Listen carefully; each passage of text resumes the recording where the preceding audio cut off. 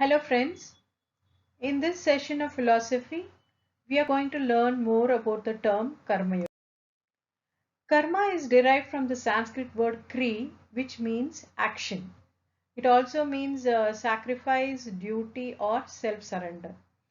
Any human being who is born in this world has to perform one or the other action to exist in this world. And the word yoga is originated from the Sanskrit word yuj, which means to join. So together Karma Yoga means the path of work or action. Karma Yoga is a technique for intelligently performing action. Here intelligently means not just being intelligent, it is how wisely, how you are able to do your actions in a wise manner. So that is what we are going to see here. The ultimate objective of humankind, according to Vedanta in Hinduism, is to attain moksha or liberation, liberation from the cycle of birth and death.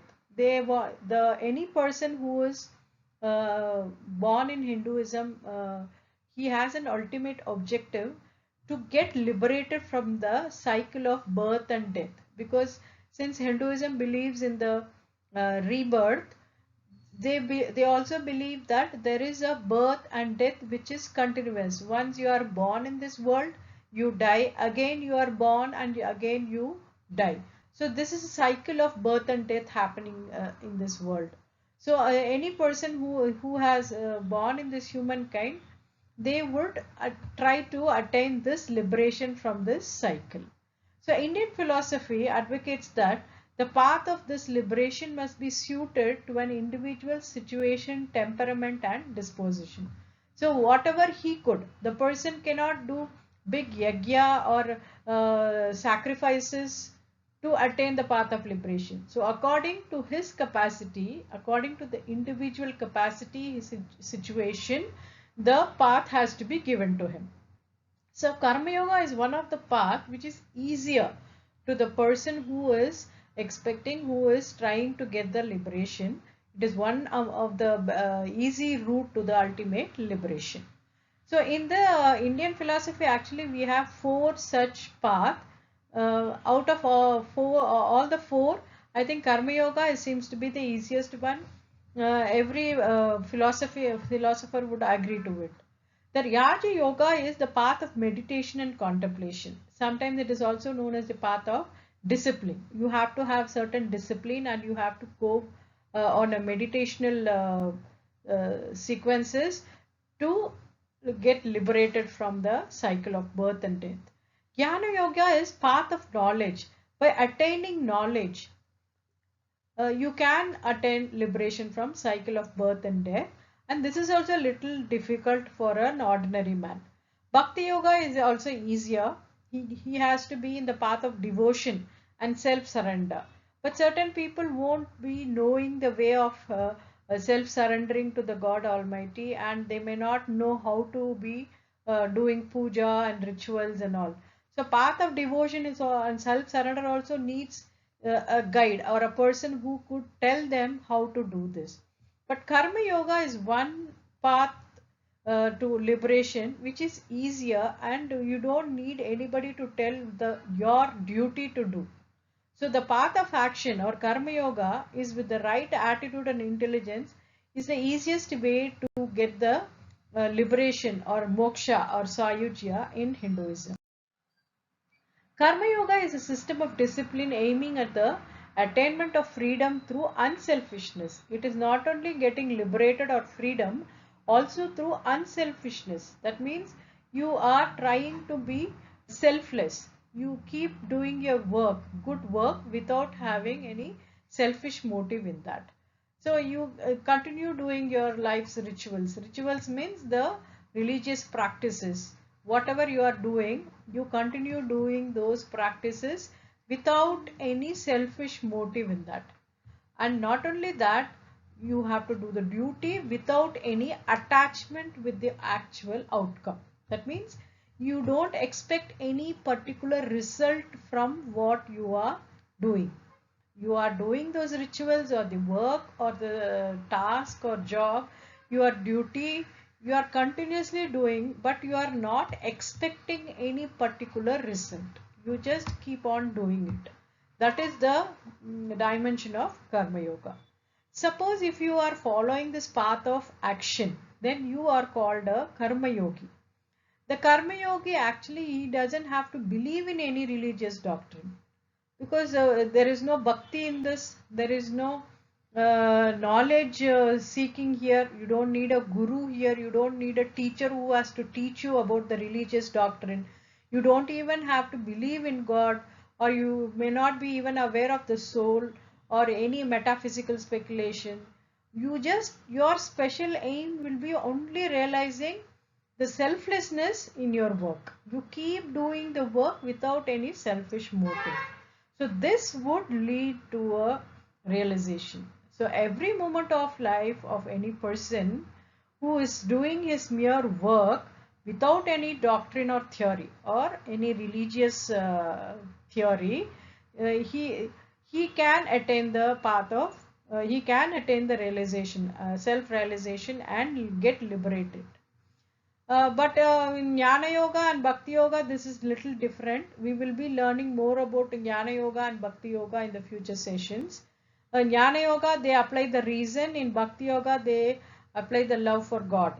But in Karma Yoga, you don't have to have any reasoning power. You don't have to have any extra knowledge, or you don't have to learn more of the method of expressing your self-surrender to God. Nothing is needed. You just have to keep on doing your work without any selfish motive and without expecting any particular result. So the ultimate thing in Karma Yoga is doing one's duty without any attachment to the actual outcome.